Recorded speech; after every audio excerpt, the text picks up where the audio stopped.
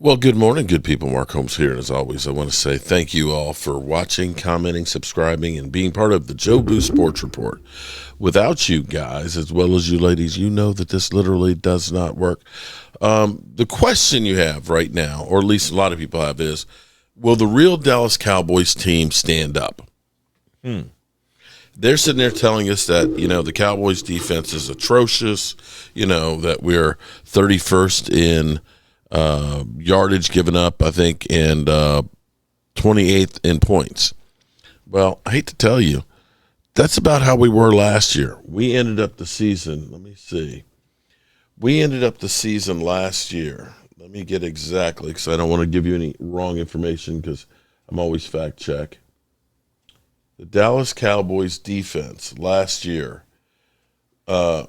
scoring defense, ended up 27th and 30th in yards. We weren't good last year, so we got nowhere to go. We're no worse than we were last year. And going into the season, I said, Cowboys got to score like 30, 35 points a game to win. That hasn't changed. And you saw, we didn't score 30, 35 points against the Eagles. We lost. We scored 40 against the Eagles, and we won. Now, that's not to say that I don't think our defense will get better. I think they will, because we do have Overshown, who is chomping at the bit, and hopefully he'll be here, he says, before Thanksgiving. The sooner the better, but hopefully fully healed. And Savon Ravel will get back, and, of course, we'll get Deron Bland back. But surprisingly, I was listening to some praise for the Cowboys offense and Dak Prescott specifically, and you're beginning to see the pivot of, all of the preseason procrastinators, or no, forecasters. Let me get the words right. Forecasters was Dak Prescott's about the 15th rated quarterback in the NFL, that the Cowboys stink. The over and under was 7.5, and so on. But listen to Colin Cowherd's podcast here, and just for a few minutes. I'm just waiting before I leave to go get my colonoscopy, so I've got a little time to kill. There were 5 lead changes in the fourth quarter. Dallas prevails. Russell Wilson played brilliantly. He had a terrible pick on an alley-oop ball in overtime. Dak had a huge run that set up the game-winning field goal. I think my takeaway in this was that until that terrible pick in overtime, I thought both quarterbacks played really, really well. And it did remind me a little bit of old Russ, where Russ was good moving, Russ was good on stuff underneath 12 yards and closer, and Russ was good deep. The problem is and Neighbors and Ware are both good deep receivers. The problem is if he doesn't have that and you ask him to dissect a defense with seam routes, that's not what he does. He can move around, and he throws a really nice deep ball. Now, he had one terrible pick in OT, but it did look... Jackson Dart came in for a play or two, but it did look a little bit like the old Russell Wilson, did it not? It did. And listen, I'm not trying to diminish what we witnessed. It was fun throughout the game. His pick had a little, I would say, reminiscent of like that Favre pick in a playoff game out of nowhere, because he's playing a great game and all of a sudden the ball down the middle of the field. The Cowboys defense could just be horrendous. Like, that could be really, really bad, because it's not normal to throw go routes over and over. And you don't do that against any other team. And I think Olsen pointed this out. Like, there is no disputing in his heyday, he was as good of a deep ball, go ball, airing it out quarterback as we've ever seen. I mean, definitely of his era, he's the best. I mean, you see Mahomes overthrow. I mean, he throws a beautiful go route, and it was fun to watch. I also think that there was a moment that got the Cowboys. They have this weapon. I mean, the kid didn't even play college football. He was a Notre Dame soccer player. Oh, yeah. Brandon Aubrey. You've been watching football longer than me. When have you ever seen people comfortable kicking 60-plus yard field goals? I mean, this is unheard of. I mean, that would have been good for 70 yards. But the Giants, part of zone defense is you go to spots, right? Yeah. There's a point in time in football where it's like you can't just drop to your landmark when the game is on the line and Ferguson's running right down the field. Move over a couple yards and cover them. They just gave Dak Prescott and Ferguson like a 20-yard gain, and it put Brent. And it's like, that's low-level football, and that play won't be talked about, but you should never allow them. And even Olsen's like, why are they playing so far off? You're just giving them They got Yeah. good skill players. I mean, the Giants should have. I can't even imagine if you're Brian Daboll, like if I can't win this game, what game am I going What to are win? you going to win? Yeah, and I've defended Brian Daboll, but there were 26 penalties in this game. I That thought was the crazy. Giants multiple times had this game won. I will say this. I was harsh. Maybe I'm too harsh sometimes, but Brian Schottenheimer had not interviewed for a head coaching job in 14 years. And the people in the league that I talked to, he's an old school offensive coach. Now he's an offensive coach, but he's very old school. He's not innovative and creative. He's not like a lot of these guys that Liam Cohen's or McVay or a Kevin O'Connell. But I will say he is a walk-around coach where he lets his assistants coach. Now, maybe that bites him later, but I got to tell you, when I watched Dak, This Dak is crazy. comfortable. George Pickett is made an immediate impact. They're getting the ball to CeeDee Lamb. I think their offensive line's playing pretty well. It definitely is. Yeah, their secondary's not great. I mean, it's just their defensive personnel isn't great, but their offensive personnel is okay, and they look fairly well coached. I always judge this. Are you getting the ball to the right people? They are. They're getting the ball to the right players. And, I'll say this for Dak. I mean, I think his number's 33 of 45, 293 yards. I think, sometimes you have these surgeries and you're never the same. And sometimes you have them, they clean stuff up. I think Dak's got some juice. I think he looks really alive and really active.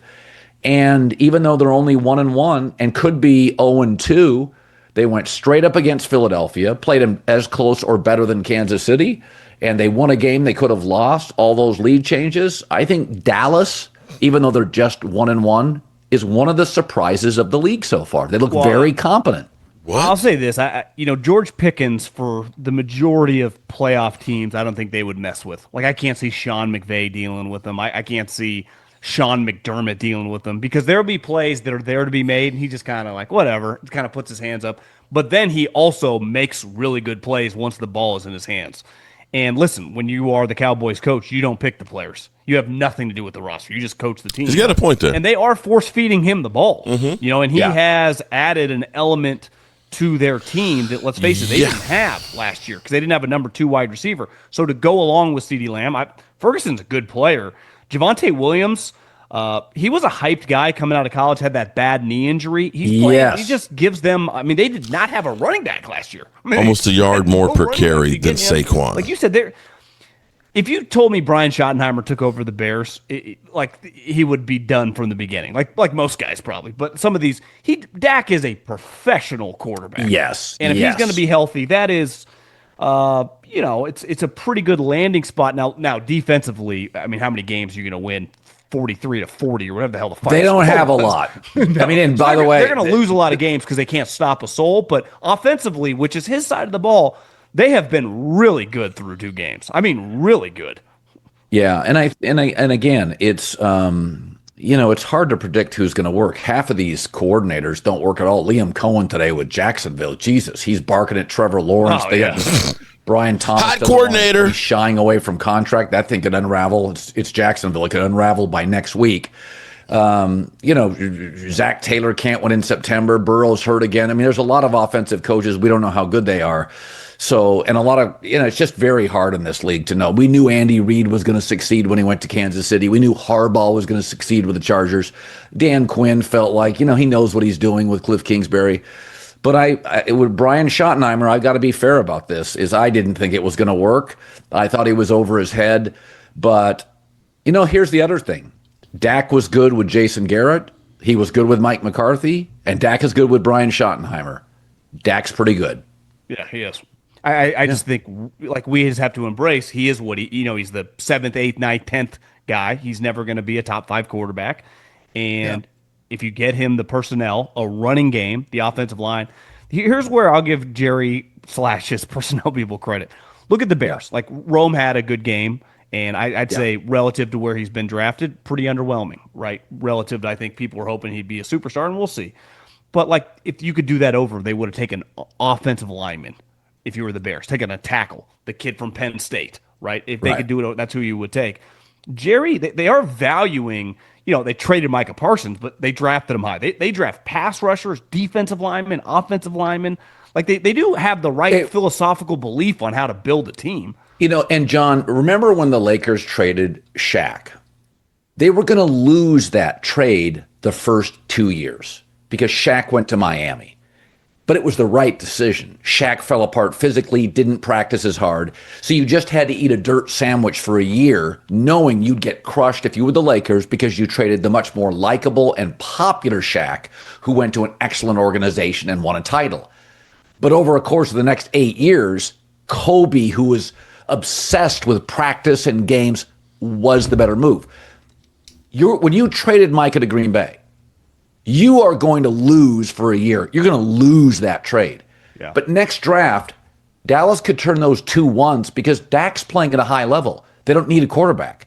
If they end up with an 11th pick, somebody's moving up for a quarterback. And they could get another 2, another 3, another 4. Dallas may be able to, and next year's draft is considered above average. Dallas could restock its entire roster next year.